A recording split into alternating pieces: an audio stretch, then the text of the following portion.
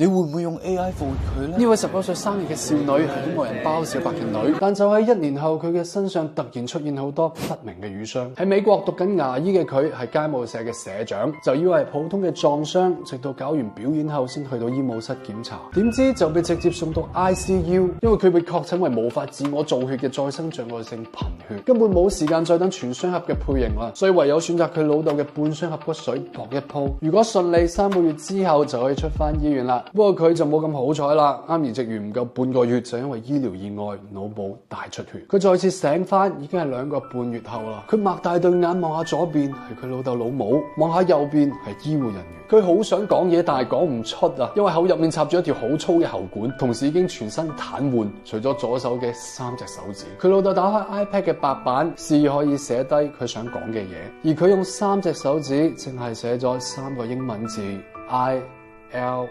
U I love you。佢老豆當時仲修讀緊博士班嘅課程，每次上課之前都會同佢額頭貼額頭告別，示意好快就會趕翻嚟。但係佢每次都會忍唔住，一路流眼淚，一路用唇語講背後做，而無數次嘅眼淚都會沾濕到佢老豆嘅頭髮。就咁樣喺醫院歷經地獄一樣嘅790日，最後因為肺炎，呢位99年出世先22歲嘅少女上咗天堂做小天使。54歲嘅包小白留唔低一絲一毫，只有頭上嗰一執曾經沾滿眼淚嘅頭髮，所以佢一度連頭髮都唔捨得剪。告別式嘅時候，佢諗盡辦法揾翻佢個女所有嘅視頻同埋照片，但係資料少得可憐。22年嘅人生就只係剩低7分44秒嘅回顧視頻。佢同佢太太就好似靈魂都被抽乾咗一樣，霎時間冇咗人生嘅方向同埋意義。直到1年後嘅2022年11月30號，標誌進入人工智能新時代嘅 ChatGPT 發佈咗，而佢亦萌生係一個瘋狂嘅念頭，有冇可能將佢個女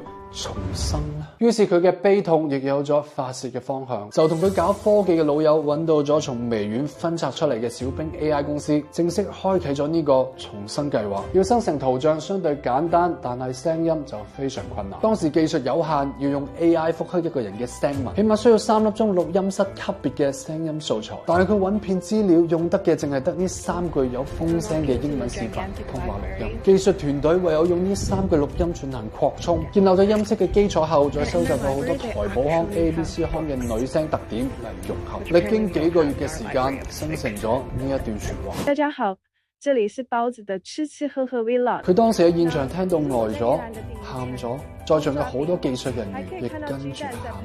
佢太太同個女一直都喺加拿大生活，而佢就長期喺中國工作，維繫感情主要靠嘅就係跨洋嘅電話聲音。I love you。無論係因為內疚定係專業音樂製作人嘅身份，佢仲想再完美少少。於是佢就將聲音嘅工程文件攞翻屋企自己再優化，經常喺電腦前一坐就超過14粒鐘，直至佢太太有日突然問佢點解呢個人講嘢咁似包容嘅。之後佢太太亦參與建立起包容從細到大嘅記憶庫。就喺呢個時候，佢哋攜手雕琢嘅寶貝女 AI 包容誕生咗。Mommy，生日快樂！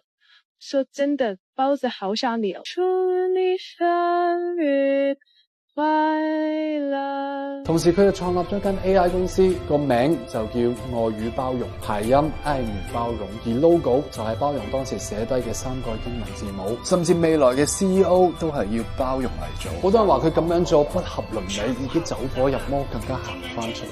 但係對於白頭人送黑頭人嘅佢嚟講，走出來不走不出來，我就不走出來，所以我鑽研了。